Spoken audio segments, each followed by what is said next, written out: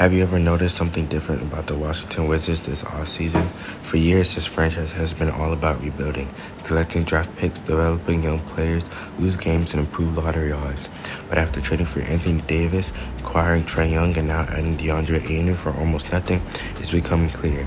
The Wizards aren't just rebuilding anymore, they're trying to compete.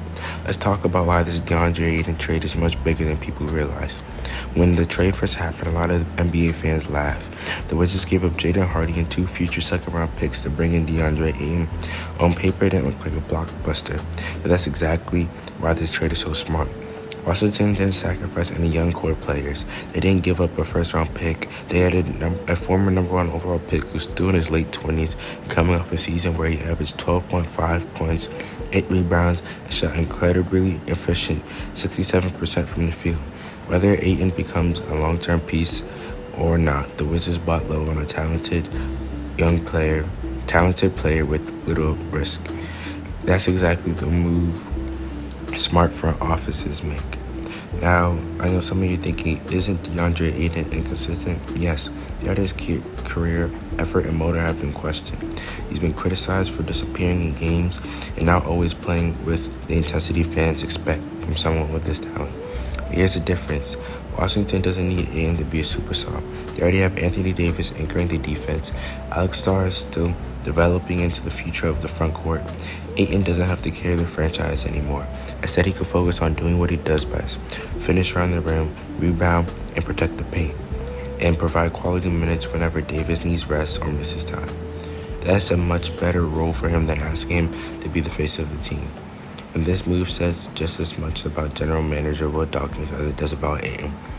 Since taking over, Dawkins has consistently looked for undervalued talent instead of chasing expensive free agents. He's been willing to bet on players whose value has dropped. If the price is low enough, why not take the chance?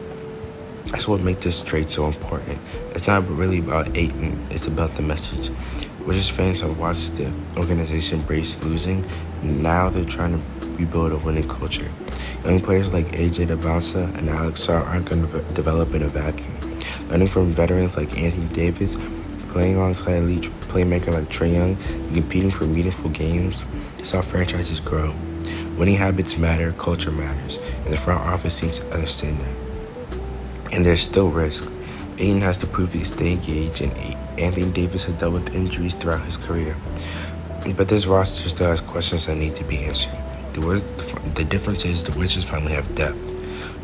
If Anthony Davis misses games, Ayton can step in. If Alex Sarr needs more time to develop, there's no pressure to rush him.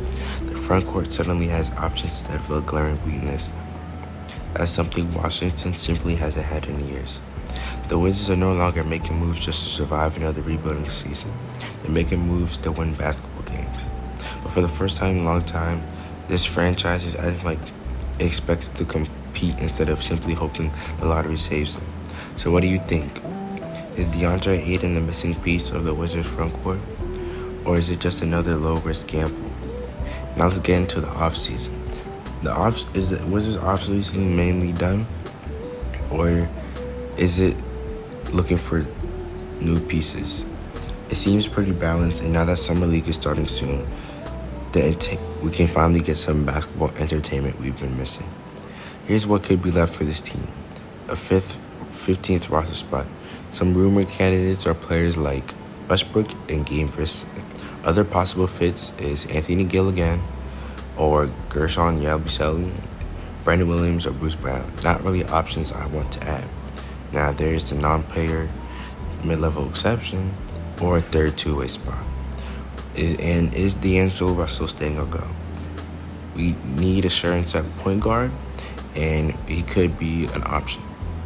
And then there's the Blau and AD extension, and that's what's left of this offseason. Make sure to like and subscribe, and I'll see you guys in another video.